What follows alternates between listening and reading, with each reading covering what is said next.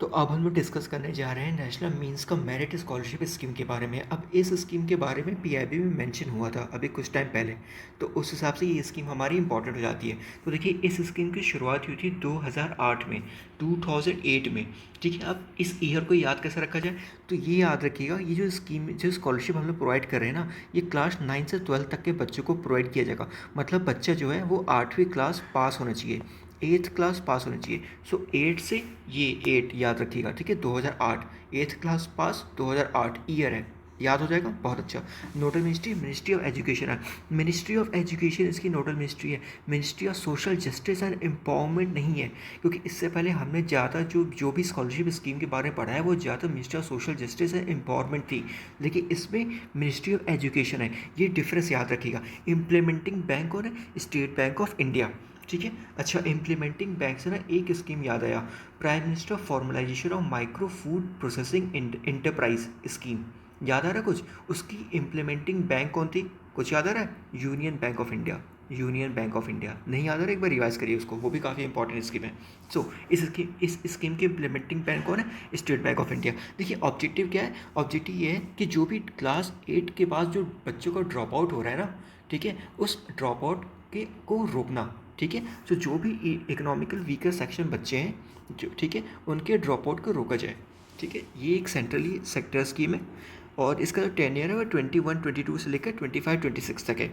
और जो financial allocation है वो 1827 करोड़ है। 1827, इसको याद कैसे रखा जाए? तो याद रखिए कि 9th क्लास के बच्चों को हम लोग स्कॉलरशिप प्रोवाइड कर रहे हैं 9 से 12। सो 9 2 जा 18, 9 3 जा 27। ठीक है, याद हो गया। ईयर हमने कैसे याद किया था? 8वीं पास 2008। फंड कैसे याद कर रहे हैं? 9th क्लास से स्कॉलरशिप कर रहे हैं, सो 9 2 जा 9 3 जा 18, 27 करोड़। ठीक है, याद हो गया, बहुत अच्छा। अब बात करते हैं एलिजिबिलिटी की। तो देखिए, जो बच्चे के जो पेरेंट हैं उनकी इनकम 3.5 लाख रुपए से कम होनी चाहिए। मिनिमम जो 7th क्लास में बच्चे का 55% मार्क्स आना चाहिए, और अगर वो बच्चे शेड्यूल कास्ट या शेड्यूल ट्राइब से बिलोंग करता है तो 5% का रिलैक्सेशन है। याद रखिएगा, स्कॉलरशिप हम लोग 9th क्लास में दे रहे हैं, लेकिन जो एलिजिबिलिटी है वो क्लास 7th की मांग रहा है, क्लास 8th की नहीं मांग रहा। ये डिफरेंस याद रखिएगा, क्लास 7th है, बच्चे के पास 55% मार्क्स आने चाहिए। ठीक है, और अगर SC ST है तो 5% का रिलैक्सेशन है। ओके, और वो जो बच्चा है वो गवर्नमेंट स्कूल में पढ़ रहा हो, या फिर गवर्नमेंट एडेड स्कूल हो, या फिर लोकल बॉडी स्कूल हो, प्राइवेट स्कूल की बात नहीं हो रही है। अब प्राइवेट स्कूल में बच्चा पढ़ेगा तब उसको कहाँ का स्कॉलरशिप मिलेगी? तो बड़ी सिंपल सी बात है। तो जो स्टूडेंट होना चाहिए वो गवर्नमेंट स्कूल का हो, या फिर वो गवर्नमेंट एडेड स्कूल हो, या फिर वो लोकल बॉडी स्कूल है। लेकिन अगर वो स्कूल केंद्रीय विद्यालय है, या फिर जवाहर नवोदय विद्यालय है, या फिर कोई रेसिडेंशियल स्कूल है गवर्नमेंट का, ठीक है, तो एलिजिबल नहीं होगा बच्चा।